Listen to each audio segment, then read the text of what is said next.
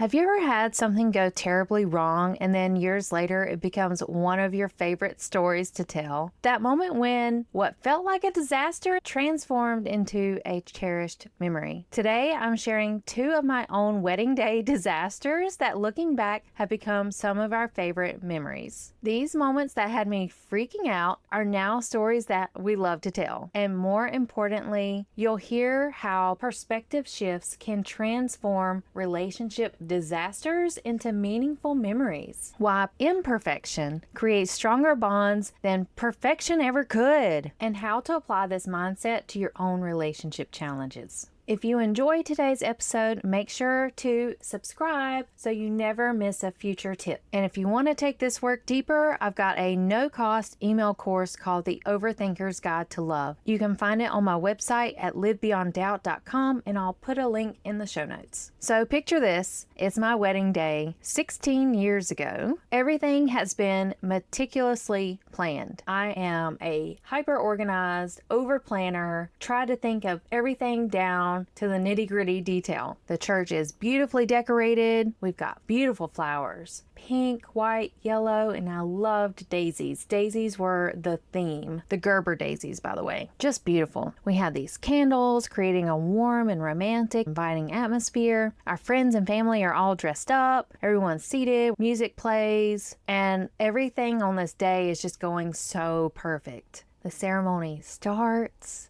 I'm standing at the back of the church with my dad, and my heart is pounding with excitement and nervousness. My bridesmaids and the groomsmen, they're all ready at the altar. And my soon-to-be husband is standing there looking so handsome. My father gives me away. We stand up there together, my husband and I. We're getting ready to do our vows. And then, boom. I'm like, what just happened? And I look over, and one of our groomsmen is on the floor.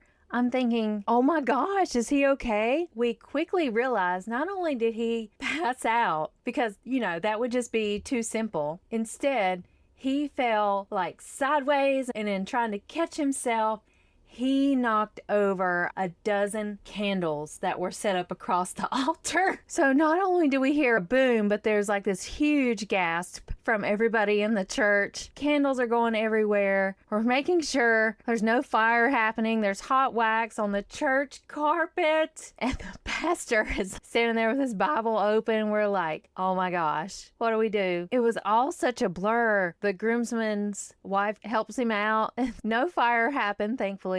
We're finishing the ceremony, but in the back of my mind, I'm like, I feel so bad. There's all this wax on the carpet. Even though it was so well planned, you can't plan for someone passing out. Then we're down a groomsman, right? And the altar is uneven. Now, I'm not about to be a bridezilla and go crazy and do all the things. At the end, when the groomsmen and the bridesmaids are walking out, and normally they pair up. And so at the very end, I thought, oh my gosh, I hope one of my ladies isn't left up there by herself. Luckily, the last groomsman to walk down the aisle totally improvised and just held out both elbows. It was like, come on, ladies. It was hilarious. And when he did that, everyone in the church started clapping. It was really something. For your wedding day, sometimes you get so caught up in how things should be that you can easily forget why you're there. And here's the thing, 16 years later, we're still laughing about the fainting groomsmen. And then even the last groomsman holding out both elbows, meaning like, come on, ladies. Oh my gosh, it was epic. And honestly, a way better laugh than I could have ever planned. And thankfully, the church was replacing the carpet the very next week anyway. And guess what? They have now made a forever permanent rule, no candles for a wedding.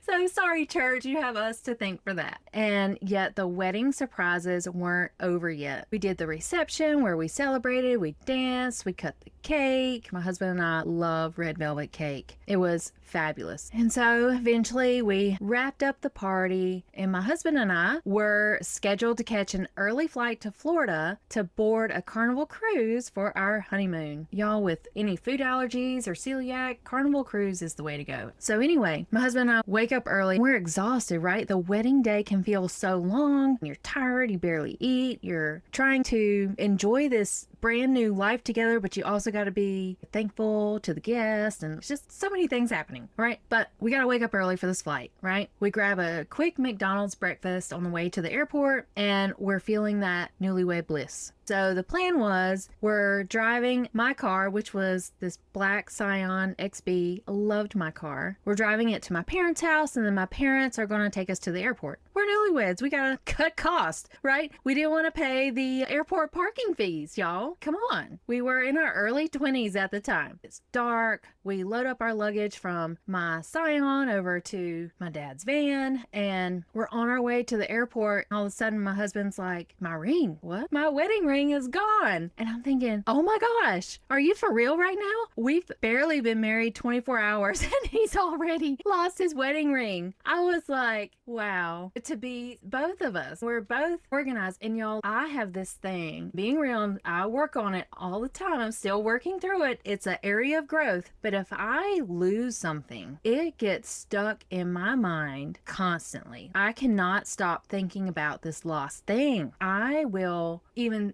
used to spend a whole weekend turning the house upside down trying to find this one thing. In the case of the wedding ring, we pulled the car over and we hadn't been going very long down the road, because here's my thing. We're newlyweds. We got to have our wedding rings. Like, how does this even look like a wedding couple without a wedding ring? We're emptying our pockets. We're checking the luggage between the seats, under the floor mats. As much as I loved my Scion XB, I was willing to tear that dash apart. I was going to find this wedding ring, because I'm like, maybe when he adjusted the air, it fell off his hand and went into the vent, then it's down in the air system or in the engine. Your mind can do crazy things. We did all the searching, but the ring was nowhere to be found. We had a plane to catch. Clock was ticking. That panic was starting to come up, and I thought, it's just not worth missing our flight. We're just gonna have to go without it. Maybe we'll buy him something in Cozumel. And I had to do my best to not let that ruin our honeymoon. By the time we landed in Florida, I feel like I'd run through 100 million scenarios of where the ring could possibly be. And I, again, was doing my best to be like, just stay in the moment. Don't worry about it. It'll be fine. You'll get him another one. It's okay that we don't have a wedding ring for these honeymoon pictures. No big deal.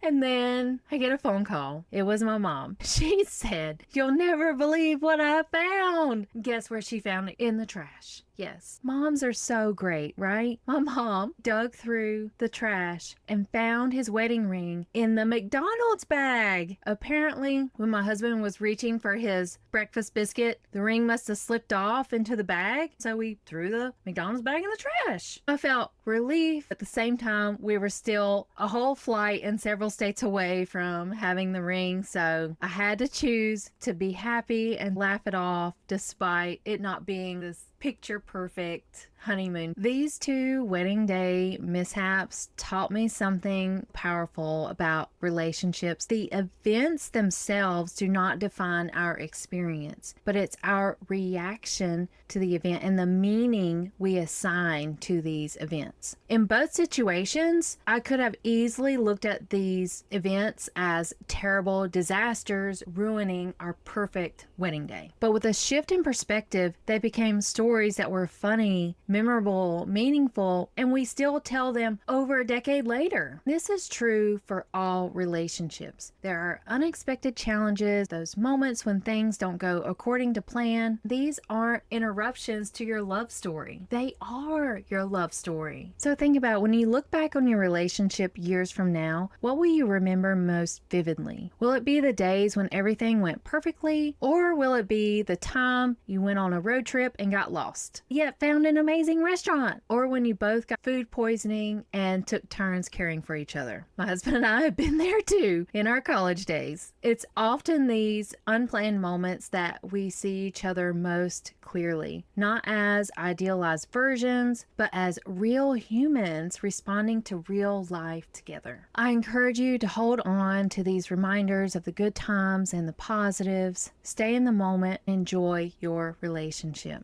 And if you're ready to transform how you approach challenges in your relationship, I invite you to join my webinar called 3 Shifts in Breaking Free from Relationship Anxiety. I'll put a link in the show notes for you to join. Now you know how perspective shifts can transform relationship challenges into meaningful memories. But what if you're dealing with deeper relationship doubts when it comes to sex? I've got a special guest coming next week to talk about sexology and how to reconnect with your partner to have deeper intimacy. And last but not least, shout out to my husband. Happy anniversary, babe. Love you to the moon and back. Thanks, y'all, for being here, and stay blessed by the best.